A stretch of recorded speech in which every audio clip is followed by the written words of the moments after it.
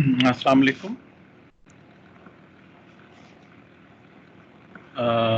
आपको मेरी आवाज़ आ रही है क्या? अगर आप मेरी आवाज़ सुन सकते हैं तो काइंडली यस माइक। सर। ठीक है, थैंक यू वेरी मच। अभी इसको हम स्टार्ट करते हैं। कल हमने डिस्कस किया था बेसिकली फैब्रिकेशन के मेथड्स, फैब्रिकेशन के प्रोसेसेस जिनके ज़रिए ऑप्टिकल फाइबर को बनाया जाता है, मैन्युफैक्चर किया जाता है। उसके बाद हमने उसकी केबलिंग की टेक्निक्स कुछ देखी थी और केबलिंग के अंदर किस तरीके से एक केबल के अंदर ऑप्टिकल फाइबर को रखा जाता है और एक आपको असाइनमेंट दी थी जिसके अंदर आपने बेसिकली ये ढूंढ के लाना था कि कौन कौन से मॉडल्स किन किन मकासद के लिए इस्तेमाल होते हैं। और मकासद मैंने आपको जो है 5 दिए थे। पहला मैंने आपको कहा था कि अगर सबमरीन केबल है तो उसमें कौन सी केबल, कौन सा मॉडल इस्तेमाल होगा। उसमें आप कोई भी एक मेक जो है ऑप्टिकल फाइबर की, उसको आप सिलेक्ट कर सकते थे और उसका नंबर और उसके जो स्पेक्स हैं थोड़े से वो आप लिख सकते हैं। फॉर एग्जांपल उसमें नंबर ऑफ फाइबर स्ट्रैंड्स या number of pairs of optical fibre जो उस केबल के अंदर होते हैं। इसके अलावा उसके अंदर प्रोटेक्शन कितनी दी हुई है। वो प्रोटेक्शन ये भी हो सकती है कि दो या 4 या 6 ऑप्टिकल फाइबर्स हों उसके अंदर और बाकी उसके ऊपर प्रोटेक्शन बहुत हैवी दी हुई हो। और ये भी हो सकता है कि सिर्फ और सिर्फ एक शीदिंग के अंदर उसको उन ऑप्टिकल फाइबर्स को रखा हो लेकिन नंबर ऑफ फाइबर्स ज़्यादा हो। ये डिपेंड करता है कि आपका यूजेज क्या है। तो यूजेज जैसा कि मैंने बताया कि 5 हमने पूछे थे सबमरीन केबल्स के, लॉन्ग डिस्टेंस टेरेस्ट्रियल लिंक्स के केबल्स के। फिर उसके बाद थर्ड नंबर पे मेट्रो केबल्स, जो एक शहर के अंदर जो ऑप्टिकल फाइबर इस्तेमाल हो रही होती है एक इलाके से दूसरे इलाके को आपस में जोड़ने के लिए। उसके बाद 3 हो गए और चौथा हमने कहा था कि जी फाइबर टू द होम के लिए ऑप्टिकल फाइबर कौन सी इस्तेमाल होती है।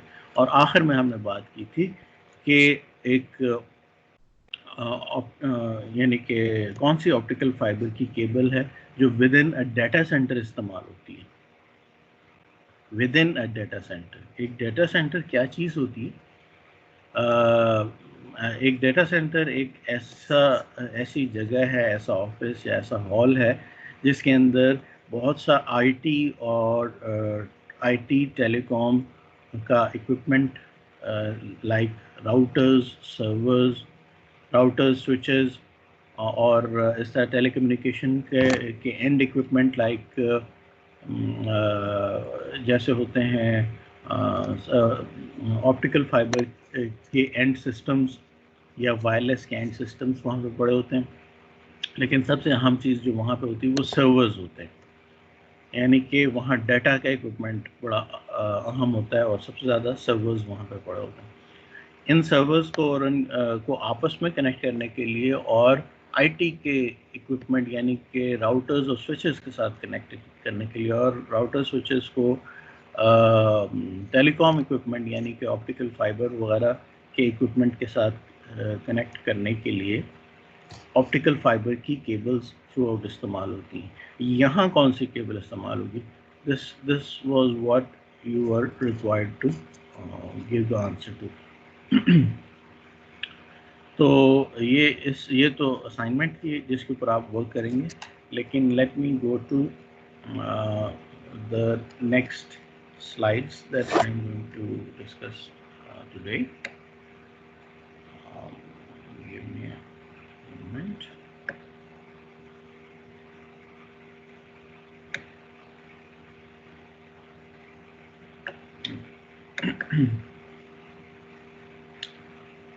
Can you see this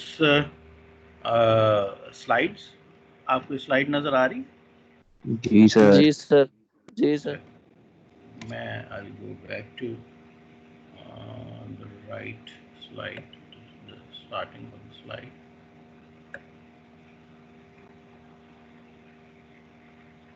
Cable connectorization है. One more thing that we need to see is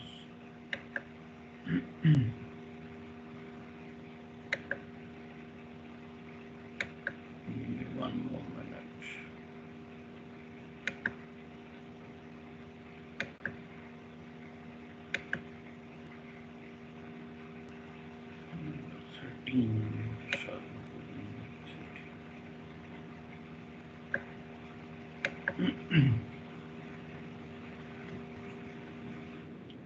अभी भी आपको नजर आ रही है नई slides? Can you see the slides? Yes sir. अच्छा ये हम सीक्वेंस से अब चल रहे हैं. तो फाइबर केबल टाइप्स और उनकी इंस्टॉलेशन, इसको हम थोड़ा सा डिस्कस करेंगे आज के. पहले तो हम केबल टाइप्स कुछ देख लेंगे, फिर उनकी इंस्टॉलेशन में जो प्रॉब्लम्स आती हैं या जो किसी पर्पस के लिए सूटेड होती हैं वो हम देख लेते हैं कि इस पर खास पर्पस के लिए क्या इंस्टॉलेशन मेथड सूटेड है. तो ये एक जनरलाइज्ड है टॉपिक, लेकिन ये एक आपको एक बेसिक थोड़ी सी अंडरस्टैंडिंग दे देगा कि ऑप्टिकल फाइबर को जिस वक्त हम इंस्टॉल करते हैं तो वो इंस्टॉल करते हुए क्या तरीक़ाकार हम क्या करते हैं, किस तरीके से इसको इंस्टॉल करते हैं ताकि इसकी इंटरनल जो कैरेक्टरिस्टिक्स हैं वो they are taken care of. तो लेट्स सी. अच्छा, फाइबर ऑप्टिक केबल, ये कल मैंने थोड़ा सा वैसे ज़ुबानी डिस्कस कर लिया था और इसमें मैं आज ये स्लाइड्स आपके साथ शेयर कर रहा हूँ. और इन स्लाइड्स को मैंने टीम्स के ऊपर अपलोड भी कर दिया है. तो आप वहाँ से अगर डाउनलोड करके इनको देखना चाहें यू कैन डू दैट. और फिर भी इनसे कोई क्वेश्चन हो यू कैन आस्क मी. मकसद क्या होता है एक ऑप्टिकल फाइबर केबल का कि बेयर फाइबर को प्रोटेक्ट किया जा सके. बेयर फाइबर क्या है? कोर क्लैडिंग तो मैंने आपको बताया था कि वो एक ही सिलिका का मटेरियल है जो कि एक सर्टन डाया तक ये कोर रहता है. उसके बाद फर्दर और इसके अंदर इसका सिलिका इंक्रीज़ होता है और इंक्रीज़ करते करते वो क्लैडिंग बन जाता है. और इन दोनों को डिस्टिंग्विश को जो किया जा रहा होता है वो कोर को और क्लैडिंग को, वो इसकी डिस्टिंग्विशिंग चीज़ इसका रिफ्रैक्टिव इंडेक्स है. और रिफ्रैक्टिव इंडेक्स को किस तरह अचीव किया जाता है वो डोपिंग के ज़रिए अचीव किया जाता है. फॉर एग्जांपल जर्मेनियम ऑक्साइड को जिस वक्त हम डोपिंग उसकी करते हैं तो रिफ्रैक्टिव इंडेक्स बढ़ता है. यानी कि कोर में ज़्यादातर हम जर्मेनियम ऑक्साइड की डोपिंग इस्तेमाल करते हैं. और जैसे ही वो उसकी बाउंड्री आ जाती है वहाँ, उसके बाद फिर क्लैडिंग जब स्टार्ट होने लगती है तो आप फ्लोरीन की डोपिंग इस्तेमाल करते हैं. उससे क्या होता है कि रिफ्रैक्टिव इंडेक्स कम हो जाता है जो ओरिजिनली जिस उस मटेरियल का होता है. तो यानी कि आप एक बाउंड्री क्रिएट कर लेते हैं. अब जब पूरा का पूरा क्लैडिंग भी कंप्लीट हो गया तो इसके बाहर इसके ऊपर एक जैकेट एक चढ़ाई जाती है जिसको कोटिंग भी कहते हैं. ठीक है ना? पॉलीमर या एक प्लास्टिक की बेसिकली वो कोटिंग होती है. और उसके बारे में हमने कल देखा था कि उसको एच करके थोड़ा सा कट लगा के उसको पूरे को स्ट्रिप ऑफ भी किया जा सकता है, क्योंकि हम एक फाइबर को अगली फाइबर के साथ जोड़ने के लिए, क्योंकि आपको बड़े लंबे रास्तों की ज़रूरत होती है ऑप्टिकल फाइबर को इस्तेमाल करते हुए. तो एक फाइबर को एक केबल की एक फाइबर को अगली केबल की एक फाइबर के साथ जब आप स्प्लाइस करते हैं तो इनकी दोनों साइड्स पर एंड्स जो हैं वो कोटिंग से स्ट्रिप करनी पड़ती है, उसकी कोटिंग स्ट्रिप ऑफ करनी पड़ती है. ठीक है, इसको हम फर्दर आगे भी देखेंगे. अच्छा, अब डिफरेंट केबल्स जो होती हैं वो डिफरेंट एप्लीकेशंस के लिए बनाई जाती हैं, जिस बुनियाद पर मेरी असाइनमेंट भी थी. बेसिक एलिमेंट्स जो एक ऑप्टिकल फाइबर में होती हैं वो उसका एक बफर होता है, there is strength member and the outer jacket. ये हमने कल भी देखा था कि एक बफर है। बफर जो है वो एक स्ट्रॉन्ग ट्यूब है which might be of plastic, लेकिन उसके अंदर ऑप्टिकल फाइबर्स उसके अंदर से गुजर के जाती है। ठीक है। फिर एक हमने स्ट्रेंथ मेंबर अलहदा से एक उसके अंदर स्टिक सी ऐसी रखी हुई जिसकी मदद से केबल को मोड़ा नहीं जा सकता फौरी तौर पे। आप मोड़ सकते हैं लेकिन वो रेजिस्ट करता है अंदर। उसकी रेजिस्टेंस की वजह से आपका जो एक बेंडिंग रेडियस है केबल का वो मेंटेन रहता है, उससे फर्दर और छोटा रेडियस नहीं हो पाता। लेकिन अगर आप बहुत ज़्यादा जोर लगाएंगे तो डेफिनेटली केबल ज़्यादा मुड़ जाएगी। और स्ट्रेंथ मेंबर तो आपको इंडिकेट करने के लिए है ना कि आपने ज़्यादा बहुत ज़्यादा इसको बेंड नहीं देना, क्योंकि बहुत ज़्यादा बेंड देंगे तो माइक्रो बेंडिंग लॉसेस स्टार्ट हो जाएंगे and we need to avoid those losses. तीसरी चीज़ जो है स्ट्रेंथ मेंबर के बाद आउटर जैकेट है। आउटर जैकेट जो है ओवरऑल तमाम जो इंक्लोज चीज़ें हैं जिनके अंदर यू नो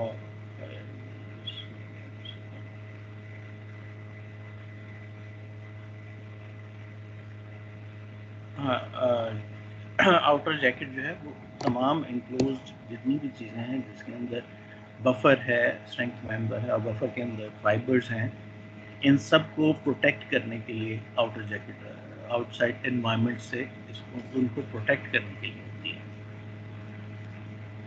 तो इस तरीके से आपका ये एक ऑप्टिकल फाइबर बनता है। लेट्स सी बफर बेसिकली पहली शील्ड है ऑप्टिकल फाइबर को बचाने के लिए किसी भी डैमेज से। फॉर एग्जांपल, क्योंकि आप इनको ओपन में बाहर नहीं डालते हैं, आप इसको नॉर्मली किसी कहीं पर खुदाई करके यानी कि डायरेक्टली बरेड भी आप इसको कर सकते हैं और कई जगहों पे ऑप्टिकल फाइबर को बरेड जो होते हैं डक्ट्स होते हैं उनके अंदर भी डाला जा सकता है। तो लेकिन हो जाता है कई दफ़ा कि कोई और ऑर्गेनाइजेशन जो हैं वो किसी और मकसद के लिए जब वो खुदाई करती हैं तो इट हैपन्स कि वो ब्रेक कर देती हैं आपके डक्टिंग सिस्टम को। तो उस ब्रेकेज की वजह से केबल के भी डैमेज होने का चांस होता है। और कई दफ़ा जो वो होती है जो उनका एक्शन होता है वो यानी कि वो जो एक्सकवेशन होती है वो मैकेनिकल एक्सकवेटर के साथ होती है, जिसमें डायरेक्टली उसको वो देख नहीं पाते कि बीच में नीचे केबल है कि नहीं। तो जिस वक्त वो केबल आ जाती है तो वो स्टॉप कर जाती है। ये मैं उन लोगों की बात कर रहा हूँ जैसे कोई सड़क बनाने वाले या कुछ और, आपने पहले से केबल डाली हुई है, अब उसको वो डैमेज कर सकता है। तो इस डैमेज से बचाने के लिए जो फर्स्ट लाइन ऑफ डिफेंस है दैट इज़ द बफर। अच्छा, ये वो प्लास्टिक बफर ट्यूब है जिसके अंदर फाइबर्स को रखा जाता है। ठीक, फिर स्ट्रेंथ मेंबर आता है। स्ट्रेंथ मेंबर में एक तो ये कि वो आपको जो मोड़ते हैं उससे आप थोड़ा सा रिस्ट्रिक्ट करते हैं। दूसरी बात ये कि ये रिलीज़ कर देता है वो तमाम मैकेनिकल स्ट्रेसेस जो कि फाइबर के ऊपर इंस्टॉलेशन में और ऑपरेशन के अंदर उनके ऊपर आती हैं। वो क्या होती है? फॉर एग्जांपल जिस वक्त आप इसको इंस्टॉल कर रहे होते हैं यानी कि ले कर रहे होते हैं ऑप्टिकल फाइबर को, तो आप मुख्तलिफ़ तरीक़ों से इसको मोड़ना पड़ता है और इसको आप किसी डक के अंदर डालने की कोशिश करते हैं, उसके अंदर एक फ़िश वायर डाल के दूसरी तरफ से आप पुल कर रहे होते हैं, तो इसके ऊपर बहुत सारे स्ट्रेसेस आते हैं। तो बजाय इसके कि ये स्ट्रेस डायरेक्टली यानी कि अगर चाहे टेंसाइल स्ट्रेस है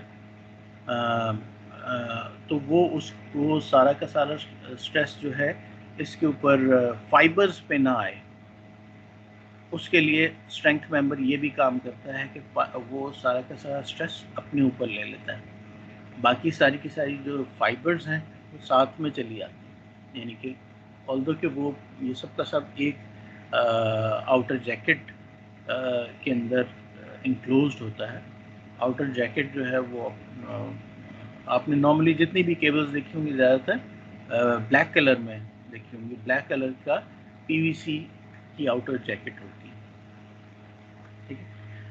और आउटर जैकेट का काम क्या होता है, वो असेंबल करती हैं तमाम elements inside the cable and it shields them from environmental stress and damage. यानी कि कोई बारिश हो रही है, धूप है, अब धूप है, धूप में अगर आप बाहर रख देंगे ऑप्टिकल फाइबर को खुला, तो जाहिर बात है कि उसके हीट से, उसके रेडिएशन से कुछ तो उसके अंदर स्ट्रेस आएगा, उसमें ब्रेकेज होने की चांसेस हैं।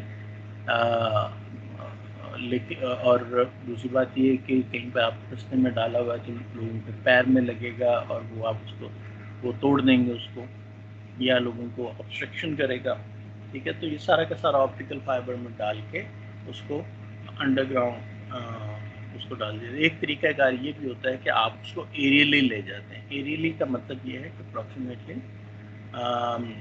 14 to 16 फीट हाई हमारे जो आपने जो वो देखे होंगे, पोल्स देखे होंगे टेलीकम्युनिकेशन के, उसके ऊपर उसको हिंच करके तो वो केबल को ले जाया जाता है लॉन्गर डिस्टेंसेस के।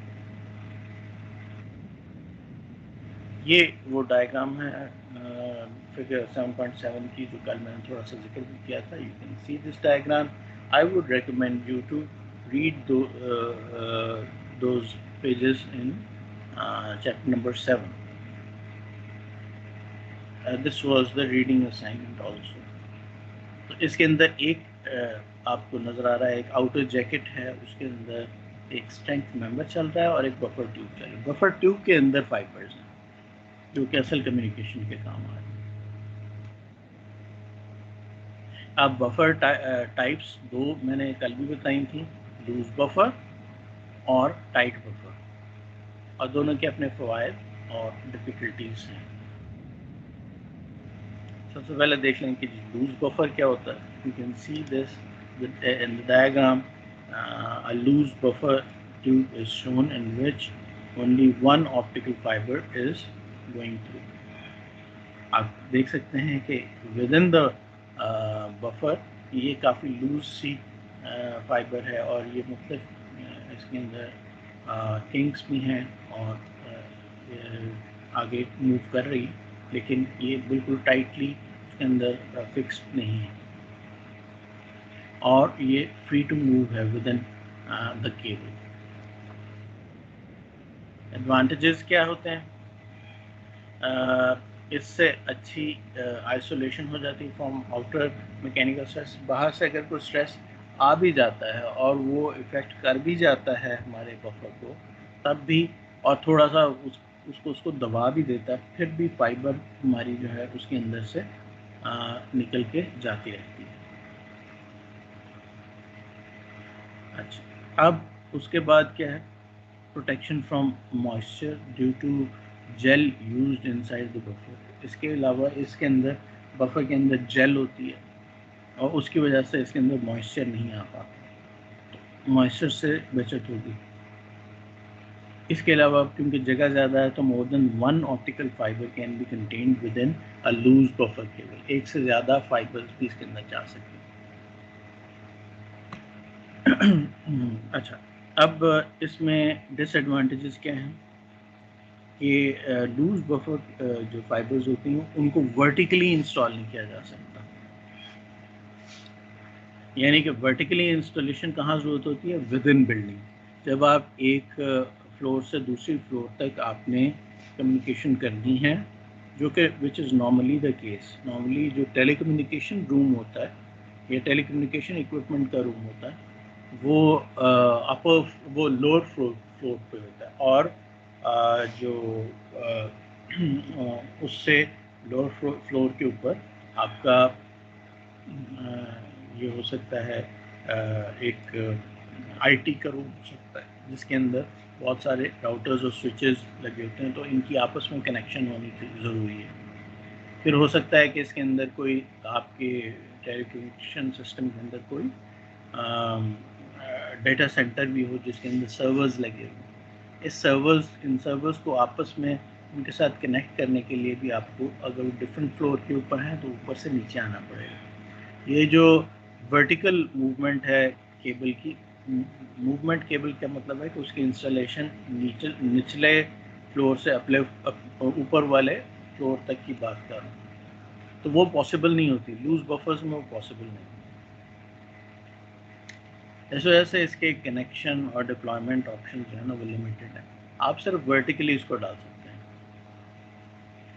तो नॉर्मली कहाँ इसको इस्तेमाल किया जाता है? They are installed in outdoor environment to provide reliable transmission. Outdoor environment के अंदर आप उसको उसमें भी डाल सकते हैं, बरेड करके भी डाल सकते हैं, और एरियली भी डाल सकते हैं। जैसे मैंने आपको बताया कि एरियल केबल के तौर पर भी उसको डाला जा सकता है। अब देखिए टाइट बफर क्या होता है। Inner dia of the buffer is equal to the fibre's coating dia, ताकि उसके अंदर वो फिक्स्ड रहे, और बफर जो है वो फाइबर को फर्मली होल्ड करता है विद इन इट। इसके एडवांटेजेस क्या हैं कि cables remain operational in case of breakage in fibre. अगर उसके अंदर रहते हुए फाइबर टूट भी जाए, आप ये डायग्राम देखिए, और ये राइट साइड पे जो फाइबर है, अगर इसके अंदर ये जो ब्लैक से कलर में शो हो रही है, अगर फाइबर टूट भी जाए तो भी उसके दोनों ब्रोकन हिस्से जो हैं आप आमने सामने रहेंगे। आमने सामने रहने से क्या होगा कि कोर के सामने कोर और क्लैडिंग के सामने क्लैडिंग आ जाएगी। इसमें से कुछ जो पावर है वो तो लॉस्ट होगी, लेकिन मोस्टली इसके अंदर से सिग्नल गुजर जाएगा, यानी उसमें कुछ अटेन्यूएशन को हमें बर्दाश्त करना पड़ेगा, लेकिन इसमें से लाइट गुजर जाएगी। इसलिए ये ऑपरेशनल रहता है in case of breakage of fibre also. अच्छा, इसको हम वर्टिकली ऊपर से नीचे हम इंस्टॉल कर सकते हैं, और इसकी और भी जिस तरह की भी डिप्लॉयमेंट की रिक्वायरमेंट हो आप इसके अंदर इस्तेमाल कर सकते हैं। डिसएडवांटेजेस क्या हैं?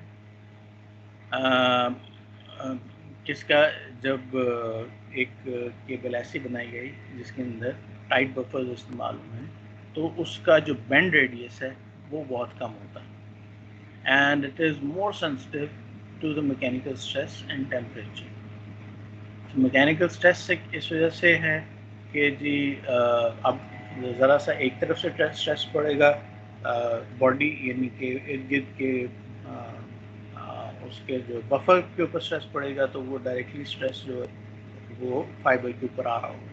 ठीक है, एक तो बात ये, यानी कि मैकेनिकल स्ट्रेस ज़रा सा आया तो वो उससे ये सेंसिटिव हो गया, इसके ऊपर फाइबर के ऊपर स्ट्रेस आ जाएगा। टेम्परेचर से क्यों होता है?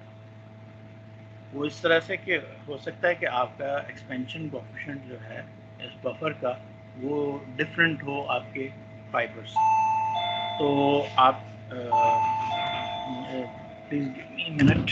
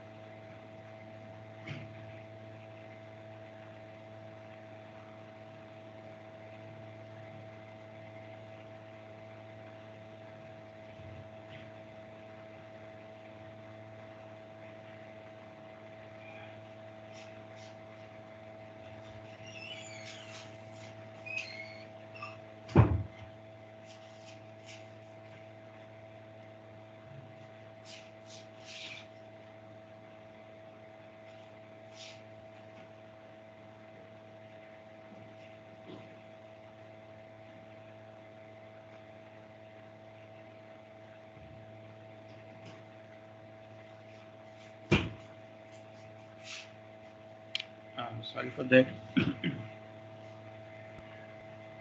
अच्छा, हाँ, एक इसका डिसएडवांटेज हमने ये बताया था टाइट बफर्स का कि वो उसका उन केबल्स का लोअर बैंड रेडियस होता है। दूसरा बताया था कि मैकेनिकल स्ट्रेस से ज़्यादा सेंसिटिव है। तीसरा हमने बताया था कि टेम्परेचर से भी सेंसिटिव है। टेम्परेचर से सेंसिटिव क्यों है? क्योंकि हो सकता है कि बफर का जो लीनियर एक्सपेंशन कोएफिशिएंट है वो डिफरेंट हो फाइबर से, तो उससे क्या होगा कि वो अलहदा साइज़ में एक्सपेंड करेगा लंबाई की साइड पे लीनियरली, और फाइबर अलहदा, तो वो आपस में क्योंकि वो कोइंसाइड नहीं कर रहे होंगे तो वो आपस में एक स्ट्रेस पैदा करेंगे, और इस स्ट्रेस की वजह से हमने लास्ट टाइम बात की थी कि आपको माइक्रो बेंडिंग की इश्यूज आ सकते हैं।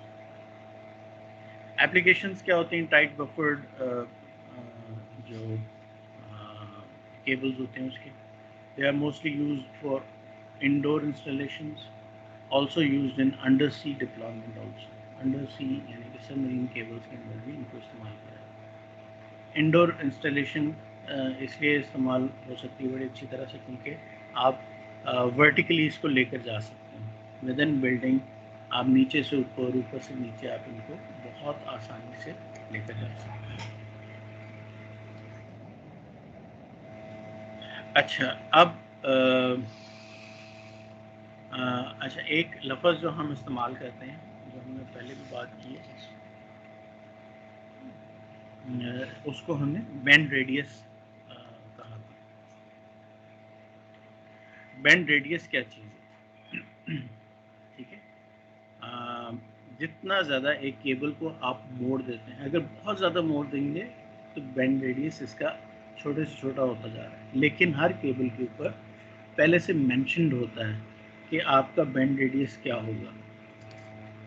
ठीक है, उससे ज़्यादा छोटा जब आप करेंगे तो वो उसको डैमेज कर देगा केबल, या फिर उसकी लाइफ शॉर्टन कर देगा।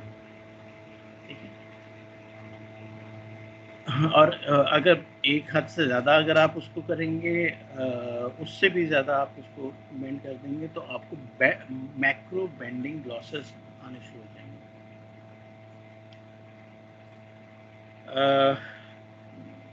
अच्छा, जिस वक्त आप बहुत उसको टाइटली बेंड करते हैं, यानी कि बहुत स्मॉल रेडियस के ऊपर उसको बेंड कर देते हैं, तो उसके लिए आपको मटेरियल के अंदर फ्लेक्सिबिलिटी बहुत ज़्यादा चाहिए, जबकि लार्जर बेंड की सूरत में वो इनफ्लेक्सिबल मटेरियल नॉर्मली इस्तेमाल होता है। ठीक है, आपने अगर पहले कह दिया कि ये इससे ज़्यादा नहीं आपको बेंड करना, तो वो मटेरियल भी जो उसमें इस्तेमाल करते हैं वो मतलब ऐसा इस्तेमाल करते हैं जो इनफ्लेक्सिबल होता है। अब जाहिर बात है कि जितना उन्होंने मेंशन किया होता है केबल के ऊपर कि ये इससे ज़्यादा आपने बैंड रेडियस इससे और छोटा नहीं करना, उसको मेंटेन करना पड़ता है हमें, उससे ज़्यादा फर्दर हम और छोटा नहीं कर सकते। ठीक है, यहाँ पे आपको बैंड रेडियस बहुत अच्छी तरह से क्लियरली नज़र आ रहा है कि एक केबल है, उसको 7 सेंटीमीटर के बैंड रेडियस के ऊपर बेंड किया हुआ।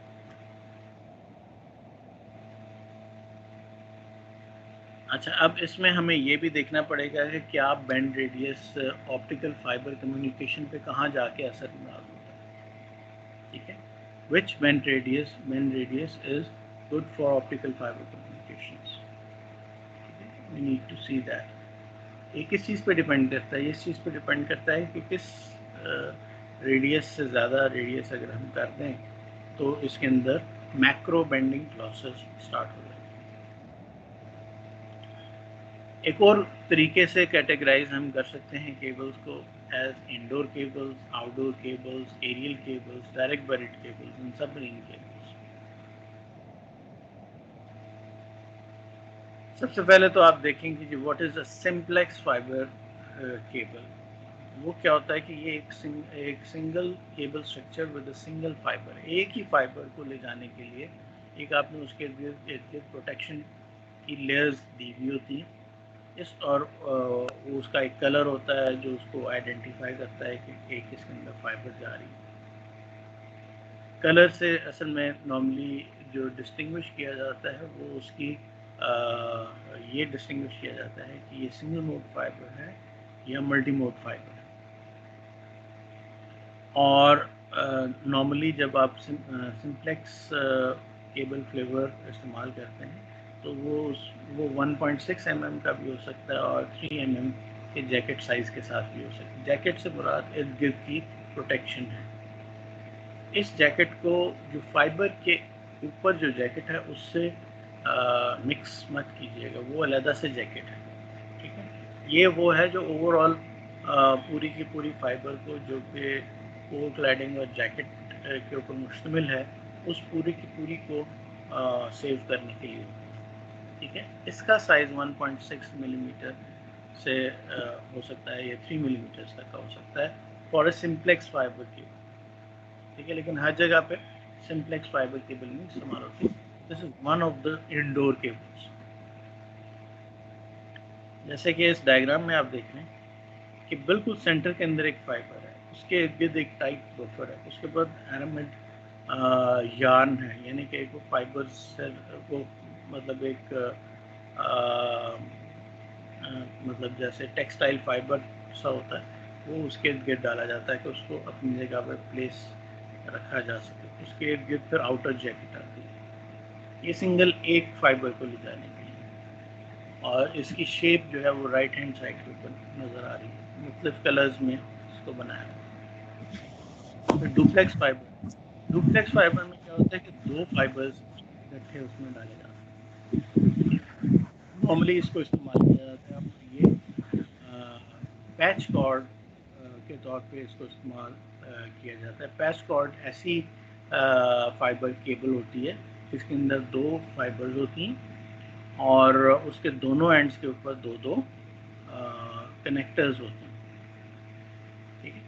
कनेक्टर्स लगे होते हैं और ये आपस में जुड़े होते हैं। लेकिन ऐसी भी पैच कॉर्ड्स होती हैं जिनके जो कि सिंगल फाइबर की होती हैं, तो लेकिन जब इनको इस्तेमाल तभी किया जा सकता है कि दोनों एंड्स के ऊपर कनेक्टर्स लगाए हुए, ठीक है। इसकी शेप अब ये देखें, दोनों दो फाइबर्स हैं और दोनों टाइट बफर्स के अंदर हैं, और दोनों के उस टाइट बफर्स के इर्द गिर्द एक वो एरामिड यार्न लगा हुआ है। एरामिड यार्न के बाद फिर आउटर जैकेट आ जाती है। तो आप राइट साइड पे भी देखें तो ये आपको पेयर्स की सूरत में नजर आओ, आपस में ये पेयर जुड़े होते हैं, प्लास्टिक्स आपस में जुड़े होते हैं, फाइबर वो बिल्कुल अंदर करके, ठीक है। तो और ये आउटर जो इसका जो डाया होता है, जो इस आउटर जैकेट का आउटर डाया है, दिस माइट बी 16 mm और 30 mm। फिर इंडोर केबल्स होती हैं, जो कि एक कॉम्पैक्ट केबल है 900 माइक्रोमीटर्स की buffered cable.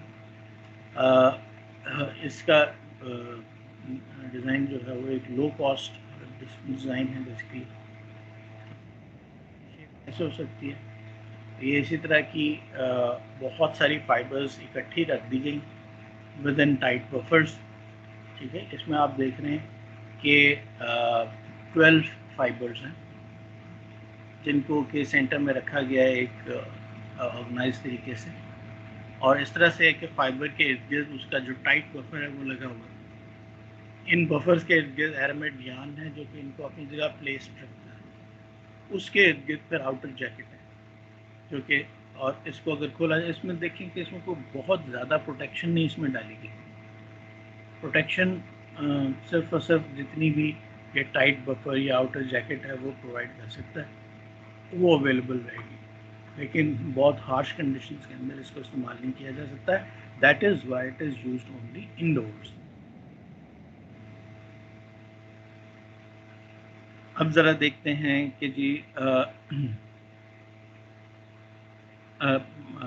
Breakout fibre cables ये कैसी होती हैं कि a bundle of smaller cables are enclosed in a single cable. ये कम तादाद में केबल्स उसके अंदर होती हैं, फाइबर्स,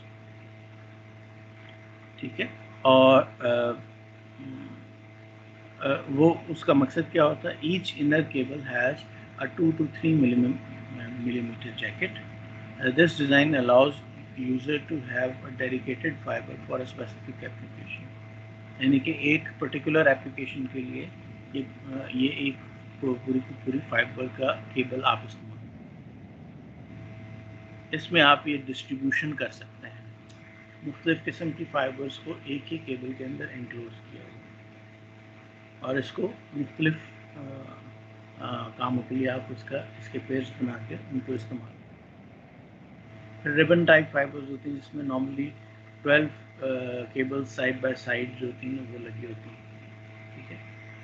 और ये नॉर्मली नेटवर्क एप्लीकेशन और डाटा आउटर जैकेट है, अब उसको स्क्वायर या रेक्टेंगुलर फॉर्म में नज़र आ रही है और फिर उसके बाद एरमेट यान है, उसके अंदर फिर फाइबर आती है। फाइबर किसमें है? टाइट जैकेट्स के अंदर, टाइट बफर्स के अंदर। फिर एक इंडोर केबल की टाइप है जिसको LSZH कहते हैं, लो स्मोक ज़ीरो हैलोजन। वो इंटरनल या इंडोर केबल्स में इस्तेमाल की जाती है। वो इस तरह की होती है कि उसके अंदर ऐसे थर्मोप्लास्टिक कंपाउंड्स इस्तेमाल करते हैं जो कि जलने की सूरत में वो बहुत कम स्मोक देते हैं और उसके अंदर कोई हैलोजेंस जो हैं वो रिलीज़ नहीं होती जब उसको वो हीटअप हो जाए।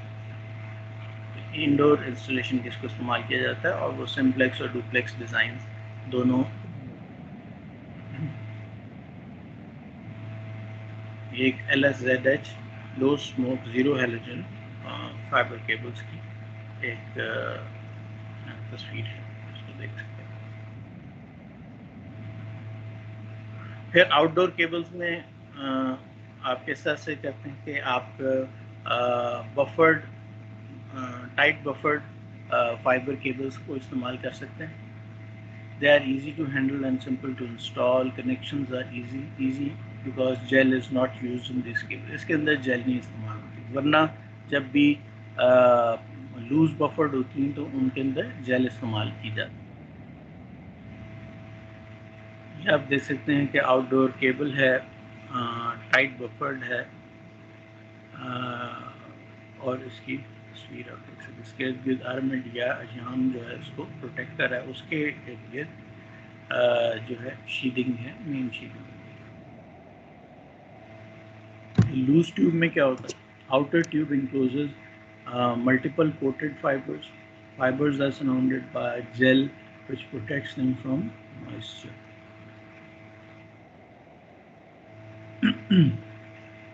अब ये एक loose tube fibre optical fibre की एग्जांपल आपको नज़र आ रही है कि ट्यूब का साइज़ ज़रा बड़ा है बफर ट्यूब का और उसके अंदर फाइबर जो है बिल्कुल उसके अंदर टाइटली इम्पोज नहीं है। इसके अंदर मल्टीपल लेयर्स हैं इसकी प्रोटेक्शन की, क्योंकि इसको आउटडोर के अंदर इंस्टॉल करना है तो वो ताकि वो हर किस्म के या मोस्टली जो भी स्ट्रेसेस आ सकते हैं आउटडोर के अंदर उसको ये बर्दाश्त कर सकते। फिर aerial cable which is used for upright installation in outdoor environment के अंदर इसको आप इस्तेमाल कर सकते हैं इजीली, ठीक है। इसकी एक ख़ास बात ये होती है कि इसके अंदर एक अलहदा से एक स्ट्रेंथ मेंबर इसके बाहर दिया होता है जो कि एक स्टील रॉड या वायर की सूरत में होता है। उसकी मदद से क्या होता है कि आप जो भी आपने हिंजिंग करनी है, आपने जो कनेक्ट करना है किसी पोल के साथ, किसी हायर पोजीशन के साथ, तो वो इस स्टील मेंबर के ज़रिए करते हैं ताकि किसी किस्म की भी स्ट्रेस जो है वो आपकी फाइबर्स के ऊपर ना आए। ये आप देख सकते हैं कि ये जो इसका स्ट्रेस मेंबर जो है वो अलहदा से इसके ऊपर बना हुआ, ऑल्दो कि ये एक ही केबल का हिस्सा है। तो ऊपर जो ये स्टील वायर है इट इज़ यूज्ड टू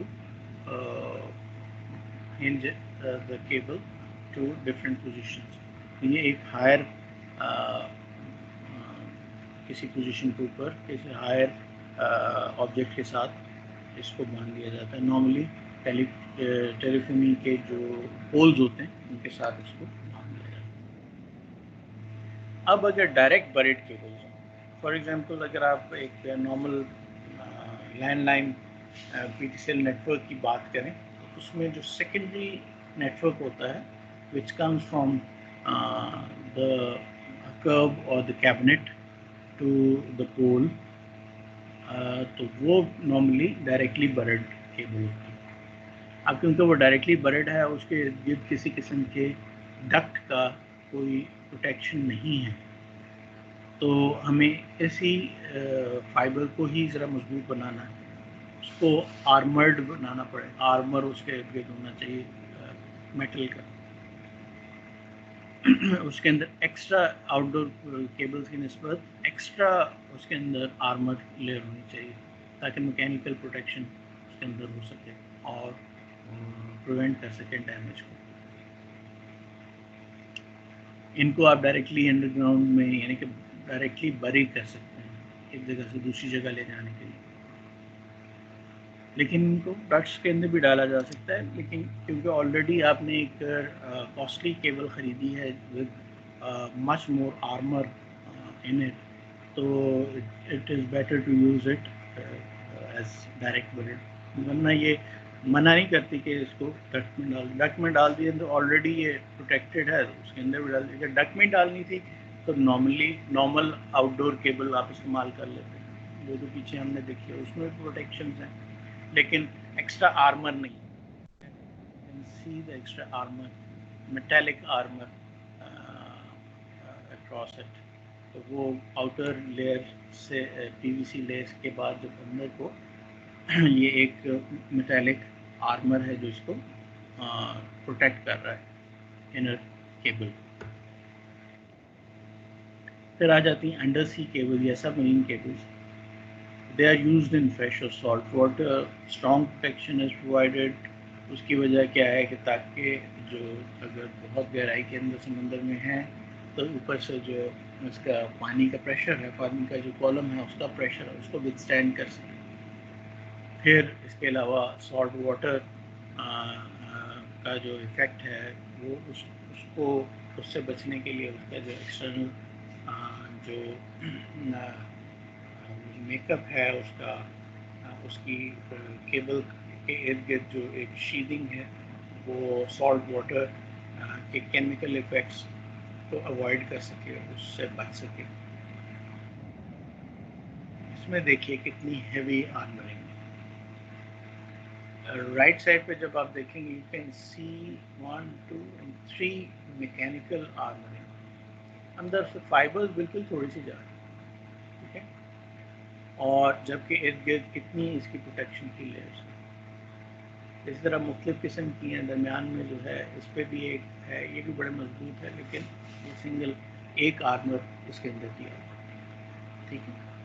और ये किस तरीके से आप देख सकते हैं कि इसको प्रोटेक्ट किया जाता है। अच्छा, जब हम इसको इंस्टॉल कर रहे होते हैं ऑप्टिकल फाइबर को, वो आप इंटरनली आप इंस्टॉल कर सकते हैं, आप उसको एक्सटर्नली आउटडोर में इंस्टॉल कर सकते हैं। आउटडोर इंस्टॉलेशन जो होती है वो दो तरीक़ों से होती है, या तो बरेड होती है या एरियल होती है। इसके अलावा buried cables are installed using conduits and in ducts. वो बरेड केबल जो होती हैं वो डायरेक्ट बरेड भी हो सकती हैं, ये इसका एग्जांपल्स नहीं दिया, डायरेक्ट बरेड भी हो सकती हैं और कंडूट्स में या डक्ट्स में उनको डाला जा सकता है। Aerial installation needs protection from lightning, atmospheric moisture वगैरह, यानी कि उसकी जो एक्सटर्नल शीटिंग है वो ऐसी होनी चाहिए कि किसी किस्म की लाइटनिंग, किसी किस्म की जो एटमॉस्फेरिक मॉइस्चर है वो उसको अफेक्ट ना करे। इसके अलावा उनको खुद को सपोर्ट भी करना है। आप ऐसा नहीं कर सकते कि इस केबल को उठा के आप बांध दें या इसको घुमा दें, तो वो तो एक टाइट किस्म का उसका बेंड रेडियस बन जाएगा, वो दैट इज़ नॉट रिक्वायर्ड। तो आपने कहीं से उसको मोड़ना भी है तो बहुत तरीके से उसको लटका के और उसको फिर आगे से उसको बेंड देते हैं, बहुत लूज सा बेंड देते हैं, लेकिन वो लटकती किससे, पूरी की पूरी केबल को नहीं स्ट्रेस देते कि इस केबल के अंदर एक स्ट्रेस मेंबर होता है जो नॉर्मली स्टील वायर्ड होता है, स्टील वायर का होता है, तो अलहदा से इसके ऊपर लगा होता है, उसको बेसिकली मांगा जाता है, उसके ऊपर स्ट्रेस दी जाती है और इस तरह से दी जाती है कि इंटरनली उसके अंदर जितनी भी फाइबर्स हैं उनके ऊपर कोई स्ट्रेस ना आए, तो उनके ऊपर स्ट्रेस आएगी तो वो टूट जाएंगी। इंटरनली एक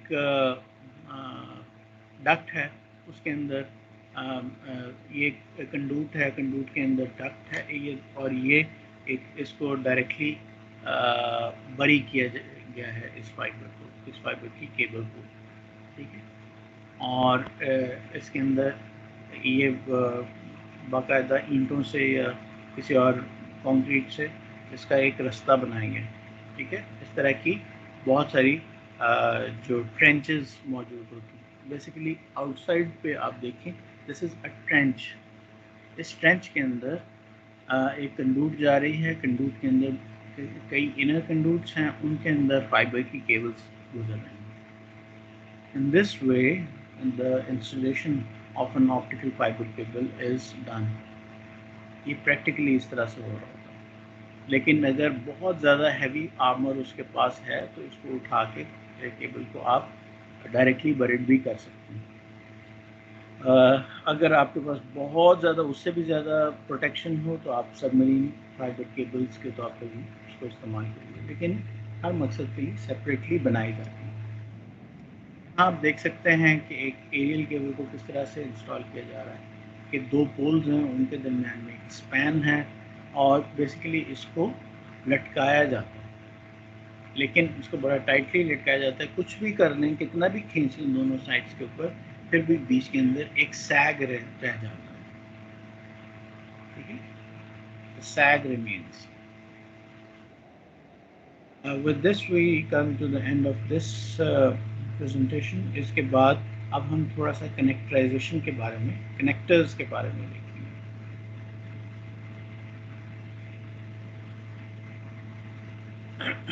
Let me see the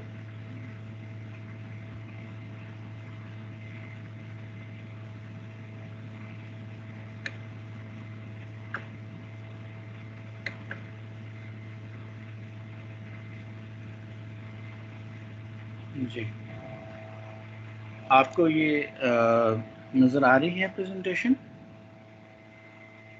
जी जी, यस सर, आ रही है नजर।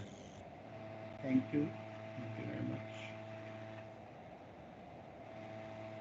फाइबर केबल कनेक्टराइजेशन, कनेक्टर्स कैसे बना सकते हैं आप, ठीक है। फिर इसके अंदर हम कुछ देखेंगे कि स्प्लाइसिंग क्या होती है, स्प्लाइसिंग की टाइप्स क्या होती हैं और कनेक्शन के लॉसेस क्या होते हैं। आपने fibre for the sake of making a fibre तो नहीं बनाएंगे, आपने एक मकसद के लिए बनाया कि आपने उस फाइबर से के ज़रिए एक ऑप्टिकल सिग्नल को मूव करना है, उसके अंदर मूव करेगा और किसी एक एंड स्टेशन के अंदर चला जाएगा जिसको कि उस इंफॉर्मेशन की ज़रूरत है या वो उसको फर्दर कहीं और राउट कर सकता है। अब जो उसको इंफॉर्मेशन जो आ रही है, फॉर एग्जांपल कुछ इनपुट्स आ रही होंगी किसी सर्वर से और सर्वर से कुछ आउटपुट्स जा रही हैं, ठीक है। सर्वर ने कुछ प्रोसेसिंग करनी है और प्रोसेसिंग करने के बाद उसने भेज देना है वापस। Please give me a minute, मैं 1 मिनट में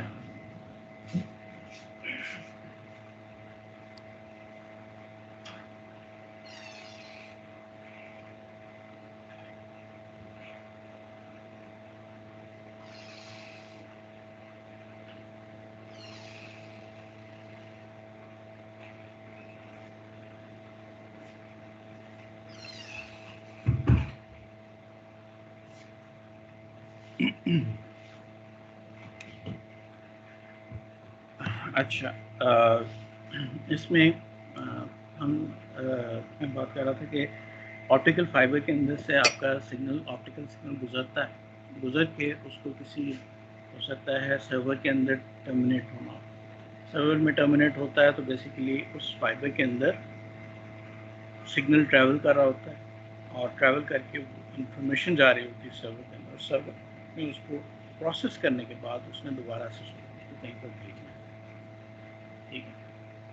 अच्छा, तो यानी कि अब सर्वर के साथ जब ये इस ऑप्टिकल फाइबर में कनेक्ट होना है तो उसके बीच में एक मैकेनिकल सिस्टम ऐसा होना चाहिए जो कि इन दोनों को सर्वर की मशीन को, जो ये कंप्यूटर की तरह की मशीन होती है, और को फाइबर के साथ आप जोड़ सकें। उसके लिए एक मैकेनिकल सिस्टम होना चाहिए। ये जो मैकेनिकल सिस्टम है ना, या मैकेनिकल सेटअप जो है, ये कनेक्टर कहलाता है। तो यानी कि इंफॉर्मेशन, एक फाइबर कहीं ख़त्म हुई और वो उसने इस इंफॉर्मेशन को आगे भेज दिया एक सर्वर के अंदर, या किसी राउटर के अंदर, या किसी स्विच के अंदर, ठीक है।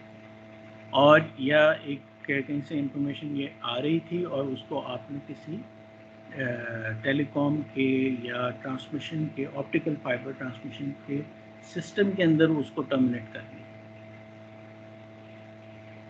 ताकि वो जो है वो उसको इस इंफॉर्मेशन की अगर डीमल्टीप्लेक्सिंग की ज़रूरत है या पीछे से इंफॉर्मेशन आ रही है तो उसको वो मल्टीप्लेक्स कर दे और आगे भेज दे, और कुछ सिग्नल्स को ड्रॉप कर ले, कुछ को ऐड कर ले, एडिंग और ड्रॉपिंग कर सके। ये तो सारा का सारा काम जो है हो जाता है कनेक्टर्स के अंदर। Now let's see what is splicing. दुनिया में जो लिंक्स होते हैं, ऑप्टिकल फाइबर के लिंक्स, बहुत लंबे लिंक्स भी हो सकते हैं। फॉर एग्जांपल, अगर आप एक छोटे से लिंक की बात कर रहे हैं, PTCL की केबल्स या जिन सिस्टम्स का PTCL जो है वो कंसोर्शियम मेंबर है सबमरीन केबल्स का, उसको अभी हम छोड़ भी दें तो एक और कंपनी जो पाकिस्तान के अंदर इंटरनेशनल कम्युनिकेशन के लिए काम करती है, that is called Trans World International. Trans World जो है, इसके पास एक सबमरीन केबल को ये ओन करती है। और कहाँ से कहाँ तक होती है वो सबमरीन केबल? कराची से लेकर फुजेरा तक है। अब इससे ही आप अंदाज़ा कर लें कि एक छोटा सा लिंक है और इसका डिस्टेंस कितना ज़्यादा है, यानी कि UAE से पाकिस्तान तक का पूरा ऑप्टिकल फाइबर का लिंक है जिसको ये ओन करते हैं, और उसके ऊपर अपना सारा बिजनेस जो है वो बेस करते हैं। तो ऑप्टिकल फाइबर इस तरीके से इन दोनों को कनेक्ट करता है, और ये सबमरीन केबल्स हैं। तो असल क्वेश्चन ये है कि क्या इतना बड़ा जो डिस्टेंस है, फॉर एग्जांपल मैं एक आर्बिट्ररी फिगर बोलता हूँ कि 2500 किलोमीटर का फासला है, फॉर एग्जांपल कराची से लेकर फुजेरा तक। अगर ये 2500 किलोमीटर है तो क्या हमारे पास कोई ऐसी केबल है जो 2500 किलोमीटर की हो? अगर आप अपने प्रोसेसेस को, फैब्रिकेशन के प्रोसेसेस को, जो फाइबर सिर्फ बनाते हैं, मैं केबल की बात नहीं कर रहा, फाइबर जो बनाते हैं उसको आप एक्सटेंड करें तो हो सकता है कि इतनी ज़बरदस्त आप एक ही फाइबर बना लें इतनी लंबी, लेकिन नॉर्मली इतनी बड़ी तो नहीं बनाती। और फाइबर जब बनती हैं, बहुत सारी फाइबर्स एक केबल के अंदर इंक्लूज कर दी जाती है, और केबल आती है स्पूल्स के ऊपर, जिसकी के मैक्सिमम लेंथ जो है वो 1 किलोमीटर तक हो सकती है। कुछ केसेस के अंदर 5 किलोमीटर तक की भी आप डाल दें, ठीक है। तो इतनी बड़ी केबल, उसके बाद तो आगे अगली केबल लगाएंगे ना। जब अगली केबल लगाएंगे तो इस पहली वाली केबल की जितनी फाइबर्स थी और अगली वाली केबल की जितनी फाइबर्स हैं, उनको अपने नंबर वाइज आपस में जोड़ना पड़ेगा। उनको जब आपस में जोड़ेंगे तो जोड़ने का क्या तरीका है? उसके दो तरीके हैं, या आप उसको मैकेनिकली जोड़ेंगे या आप उसको हीट फ्यूजन स्प्लाइस करेंगे। यानी कि जो जोड़ना है फाइबर टू फाइबर, इसको स्प्लाइसिंग बोलते हैं। और दो टाइप्स हैं इसकी, एक मैकेनिकल टाइप है, मैकेनिकल स्प्लाइसिंग, और एक हीट फ्यूजन स्प्लाइसिंग।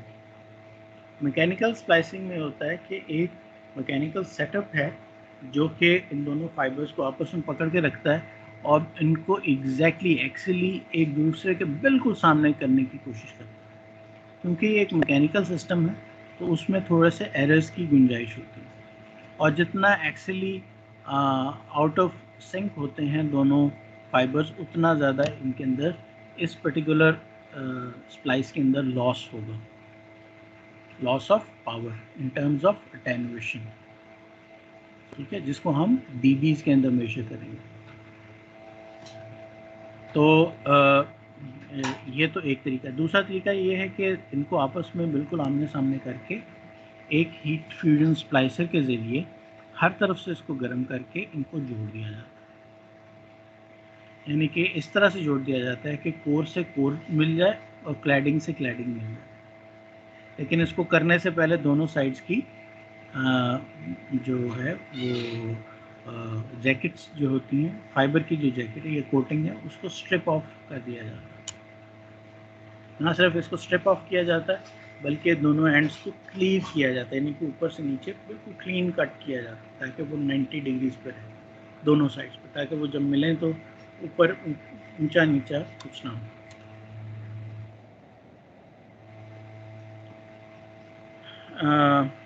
स्प्लाइसिंग जो है एक परमानेंट कनेक्शन होता है दो ऑप्टिकल फाइबर्स का। फाइबर्स की बात करें तो फाइबर्स किस में होती हैं? केबल्स की के अंदर होती हैं। दो किस्म के स्प्लाइसिंग के प्रोसीजर्स हैं, मैकेनिकल और फ्यूजन, हीट फ्यूजन। अब स्प्लाइसेस किस जगह पे किस जगह इस्तेमाल होते हैं, वो मिड स्पैन में भी हो सकते हैं। एक पूरी केबल एक बिछी और उसके बाद आपने स्प्लाइस किया, एक और केबल आ गई, तो उसके बाद फिर स्प्लाइस किया एक और cable, this is called mid span. और दूसरा हो सकता है पिग टेल। पिग टेल एक ऐसी सिंगल फाइबर या डबल फाइबर की केबल होती है जिसके अंदर एक साइड के ऊपर कनेक्टर्स होते हैं या एक कनेक्टर होता है और दूसरी साइड लूज होती है। दूसरी साइड को क्लीव करके और स्ट्रिप करके उसको वो जो मिड स्पैन बहुत दूर से आने वाली केबल के अंदर जो फाइबर्स होते हैं उसके ऊपर लगा के उसको एक ऑप्टिकल डिस्ट्रीब्यूशन फ्रेम के अंदर उसको टर्मिनेट कर दिया जाता है, ठीक है, क्योंकि pigtail already optical distribution frame के अंदर लगी होती है और उसके अंदर से एक लूज एंड बाहर आया होता है। ये जो लूज एंड बाहर आया होता है इसको दूर से आने वाली केबल का की एक फाइबर के साथ जोड़ दिया जाता है। और ये नॉर्मली पिग टेल जो होती है ये इसके आगे जो कनेक्टर होता है वो फीमेल कनेक्टर होता है और उसमें आप एक पैच कॉर्ड को इंस्टॉल कर सकते हैं। नॉर्मली एक तस्वीर में कैसे बना सकता हूँ यहाँ पे चलें, बहरहाल आप ऑप्टिकल डिस्ट्रीब्यूशन फ्रेम ज़रा लिखिए और इसको ज़रा तलाश कीजिएगा। ऑप्टिकल डिस्ट्रीब्यूशन फ्रेम को गूगल पे तलाश कर लें, आपको इसकी बहुत सारी तस्वीरें वगैरह मिल जाएंगी, ठीक है। Please write down the word optical distribution frame.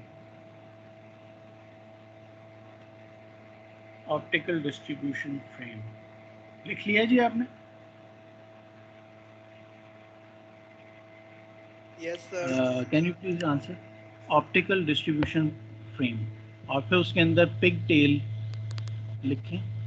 तो इन दोनों को आप मैं वैसे समझाने की कोशिश कर रहा हूँ, लेकिन इसको अगर विजुअली देख लिया जाए तो 1 मिनट में बात समझ में आ जाएगी। तो अब quality of splicing is measured by the losses produced by splicing. कितना ज़्यादा लॉस इसके अंदर हुआ, ठीक है, जब इनको आपस में जोड़ा गया तो अब इसके अंदर से लॉसेस कितने हो रहे हैं, क्योंकि ये अब ओरिजिनल एक ही फाइबर तो नहीं ना चलती चली जा रही, एक फाइबर इधर से आ रही है इधर से आ रही है, उसको आपस में आपने जोड़ लिया। अब ये जोड़ जो है ये परफेक्ट नहीं हो सकता है कि इसके अंदर ज़ीरो लॉस हो या सिर्फ उतना ही लॉस हो कि पर किलोमीटर के हिसाब से जैसे आपके फाइबर की लेंथ के अंदर लॉस हो रहा होता है, ठीक है। तो इसमें कुछ लॉस होगा, उसकी मुख्तलिफ वजूहात हो सकती हैं। ये हो सकता है कि आपने दोनों फाइबर्स को मिलाया तो एक्चुअली आउट ऑफ प्लेस हो, या इन दोनों के दरमियान में एक एंगल बन जाता हो, या इन दोनों के दरमियान में कुछ फासला ज़्यादा रह जाता हो in case of mechanical splicing. ठीक है, इन केसेस में जो है ना आपका जो लॉस है वो ज़्यादा हो जाएगा। स्प्लाइसिंग करते कैसे हैं, जैसे कि मैंने आपसे जिक्र किया कि एंड्स की प्रेपरेशन की जाती है कि ऑप्टिकल फाइबर एक साइड से आ रही है, एक साइड से दूसरी ऑप्टिकल फाइबर आ रही है, इनको आपस में आपने स्प्लाइस करना है। तो सबसे पहले क्या आप करते हैं कि आप स्ट्रिप कर देते हैं केबल फाइबर जैकेट। ठीक है, सबसे पहले तो केबल का जैकेट आप स्ट्रिप ऑफ करते हैं, फिर बफर ट्यूब आप उतारते हैं, फिर उसके बाद उसकी कोटिंग उतारते हैं, अब बेयर फाइबर मिल गई। इसको इसके ऊपर से भी इसकी जो कोटिंग है उसको स्ट्रिप ऑफ कर देते हैं। इसको स्ट्रिप ऑफ करने के बाद इसकी क्लीविंग की जाती है, जैसे मैंने बिल्कुल फ्रंट से इसको काट दिया जाता है, काट के यानी कि 90 डिग्रीज पे दोनों एंड्स के। इसके बाद फाइबर एंड को क्लीन किया जाता है ताकि जब हम उसको स्लाइस कर रहे हैं तो बीच में कोई डस्ट पार्टिकल या कोई और इसी का ही अपना कोई पार्टिकल जो कि कटने के दौरान में या कोटिंग को स्ट्रिप ऑफ करने के दौरान में रह गया उसके साथ ना रह जाए। अगर वो रह जाएगा तो वो सिर्फ और सिर्फ इसके एटेन्यूएशन में इजाफा ही करेगा। नॉर्मली इसको जो क्लीन किया जाता है वो स्पेशल सोल्यूशन और क्लॉथ के साथ किया जाता है। पहले इसमें कीटोन इस्तेमाल किया जाता था, अब और स्वैब भी इस्तेमाल होते हैं इसके सिर्फ क्लीनिंग के लिए ताकि better quality of splice achieve हो सके। ये मुख्तलिफ जो बफर्स वगैरह को मतलब उतारने के लिए एक टूल है, उसको काटने उतारने के लिए एक टूल है। जैसे कि आपने वो देखा होगा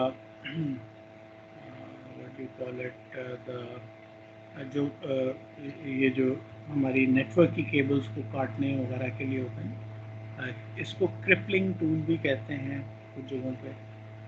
और वो I think I have one with me right now, पास अगर होगा तो मैं भी आपको दिखा दूँगा।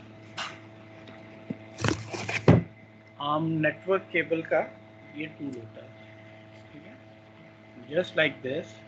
इसके अंदर के आप डिफरेंट साइजेस आप इस्तेमाल कर सकते हैं। For example you can use RJ11, RJ45, RJ11, या ये एक और छोटा भी होता है जो कि लाइन कॉर्ड के लिए या फ़ोन कॉर्ड के लिए इस्तेमाल किया जाता है। लेकिन ये कॉपर की केबल्स वगैरह के लिए इस्तेमाल है, टेलीफोनी की केबल, नेटवर्क की केबल। इसी तरह से ये इसके अंदर स्ट्रिपर भी लगे होते हैं, नीचे स्ट्रिपर्स।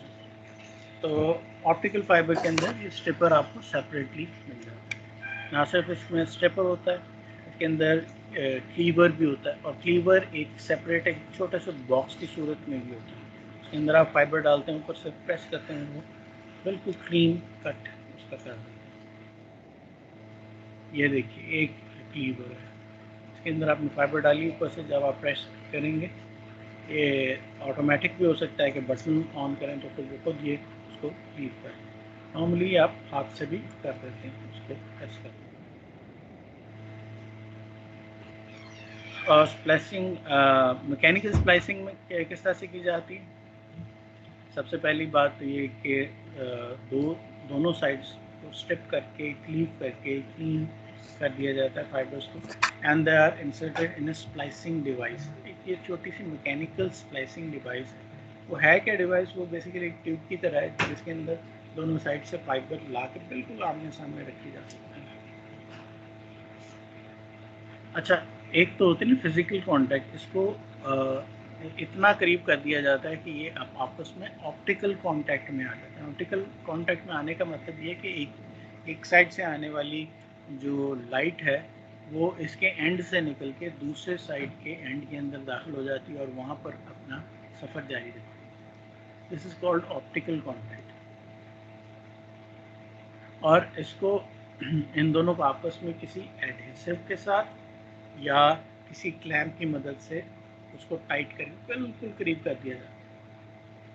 लेकिन जैसा कि मैंने कहा, इसका क्योंकि ये एक मैकेनिकल सेटअप है जिसके अंदर थोड़ी बहुत एरर की गुंजाइश होती है, फिजिकल एरर जो है उसकी गुंजाइश होती है, उसकी वजह से ये थोड़ा सा ऊपर जा सकती, थोड़ी सी नीचे एक्सेल अलाइनमेंट इसकी इफ़ेक्ट हो सकती है, इसकी एंगुलर अलाइनमेंट ख़राब हो सकती है। इसके अंदर एंड गैप जो है वो ज़्यादा हो सकता है, ज़्यादा होने से भी ज़्यादा लॉसेस आएंगे।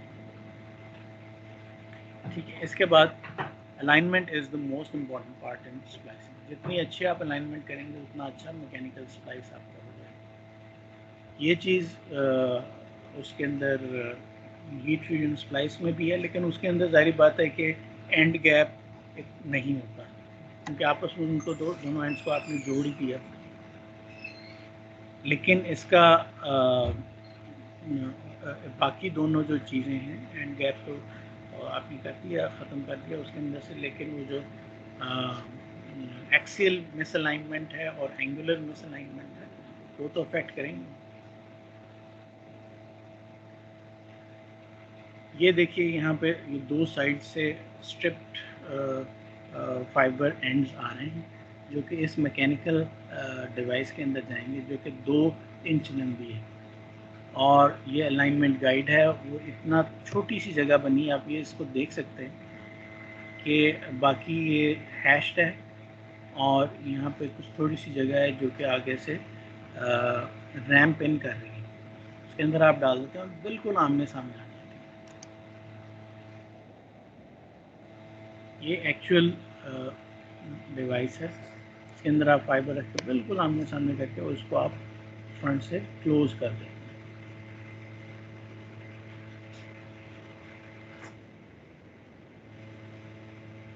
दूसरी टाइप जो है स्प्लाइसिंग की, दैट इज फ्यूजन स्प्लाइसिंग।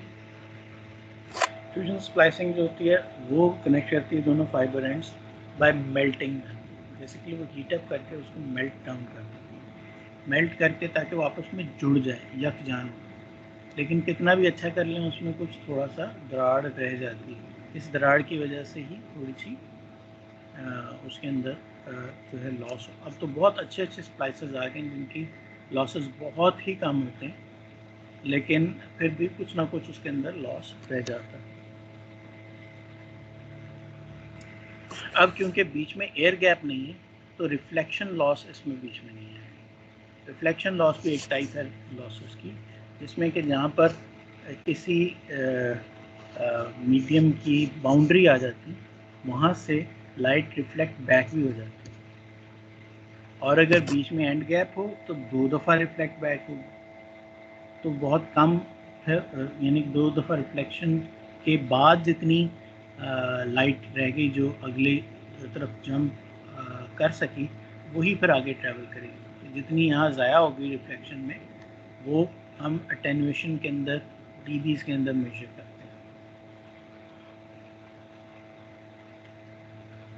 अच्छा, insertion loss is in the range of 0.01 to 0.15 dBs।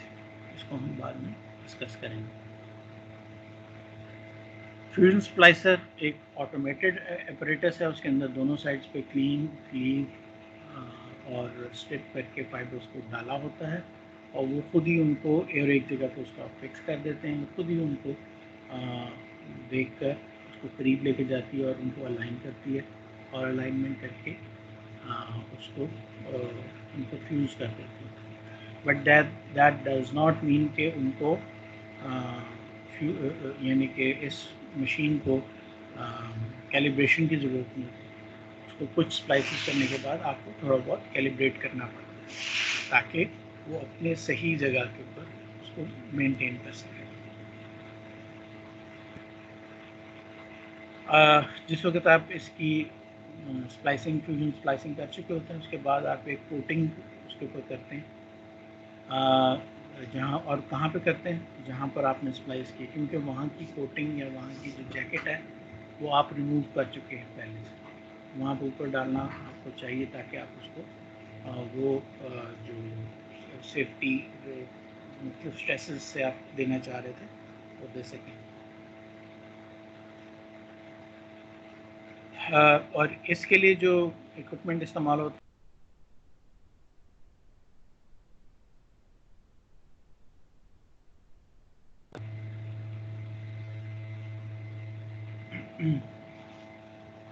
क्या कहलाता है? फाइबर रिकोटर।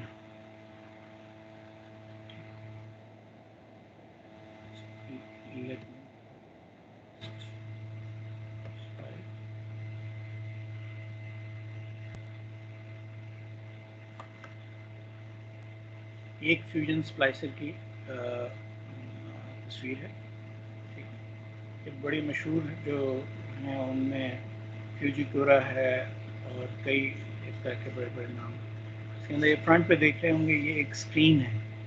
इस स्क्रीन के अंदर दोनों फाइबर्स आपको नज़र आते हैं, ठीक है। और जैसे जैसे वो करीब आती जाती हैं और जहाँ पे आप चाहते हैं तो उस वक्त आप उसको कर दें। आप उसको ऑटोमेट भी कर सकते हैं कि जहाँ पे इनका आपस में इस तरह का स्प्लाइस हो जिसके अंदर मिनिमम लॉस हो, वहाँ पर इसको स्प्लाइस कर दी जाए। यानी कि खुद ही वो जज कर लेता है कि यहाँ से इस डिस्टेंस के ऊपर और इस पोजीशन के ऊपर ये बेस्ट सूटेड है for a splice to be done, ठीक है।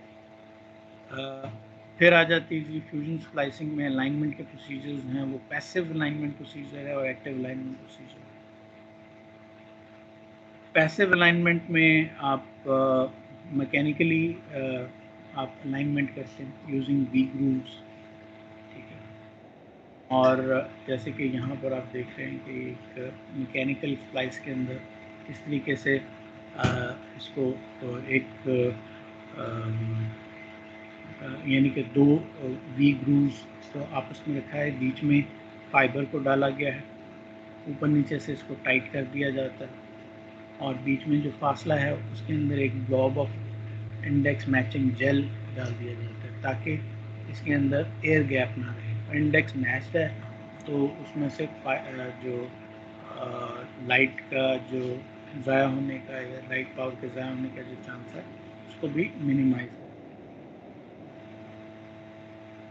अब यहाँ आप देखें तो ये वी ग्रुप्स हमने इस्तेमाल किए हैं। तो आउटर डाया कई दफ़ा ऐसा होता है दोनों साइड्स का सेम नहीं होता, खासतौर पर अगर डिफरेंट मेक की फाइबर्स हो।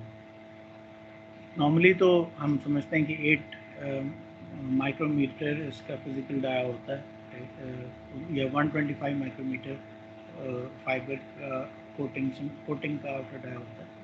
लेकिन अगर डिफरेंट मेकर्स ने इसको बनाया है, डिफरेंट मैन्युफैक्चरर्स ने बनाया है, तो वो उसमें थोड़ा सा फ़र्क भी हो सकता है। तो जब वो फ़र्क होगा और उनको आपस में स्प्लाइस करने लगेंगे तो थोड़ा सा जैसे कि आप लेफ़्ट साइड की पिक्चर में देख सकते हैं, दोनों का जो एक्सियल डिस्टेंस है ऊपर से नीचे वो ज़्यादा होगा, ठीक है। अब दूसरे में भी आप ऐसा कर सकते हैं कि हो सकता है आपने इसका जो सेंट्रल पॉइंट है उसको सही तरह से मशीन ने जज ना किया या आपने जज ना किया, तो वो भी मिसअलाइनमेंट का एक कॉज कर सकता है, ठीक है। आज के दिन के लिए मेरा ख्याल है इतना ही काफ़ी है। तो बाकी हमारा नेक्स्ट लेक्चर जो कि थर्सडे को है, will continue with that. Is that okay? Can you please answer me? जी सर। Yes sir. आप okay sir. Okay, thank you very much. Javed, वो कंप्लीट हो गई है बुक क्या? सर थोड़े से पेजेस रहते हैं, मैंने आपको वो पेज नंबर सेंड किए हुए हैं जो अकॉर्डिंग टू योर बुक है, तो आप अच्छा, काइंडली बस वो पेजेस सेंड कर दें। वो मैं भेज देता हूँ आपको आज, ठीक है। तो बन जाए तो फिर सब लोगों के साथ बुक को बेहतर फॉर्म के अंदर शेयर कर लेंगे। बहुत शुक्रिया जी, यस सर, ज़रूर। Thank you very much, thank you. सब लोगों ने अटेंडेंस लगा ली है ना?